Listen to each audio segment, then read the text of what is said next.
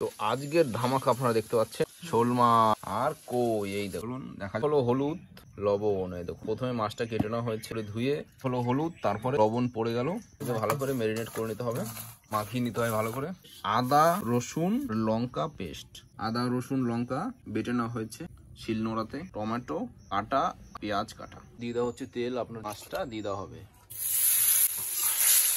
নামিয়ে নেওয়া হচ্ছে ভাজা হওয়ার পর। এবার দিয়ে দেওয়া হয় আবার তেল, এবার দিয়ে দেওয়া হচ্ছে জিরে, ওই পেস্টটা তো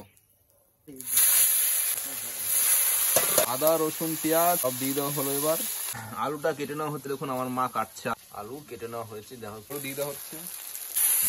এবার দিয়ে দেওয়া হচ্ছে লবণ, গরিবের রান্নাঘর।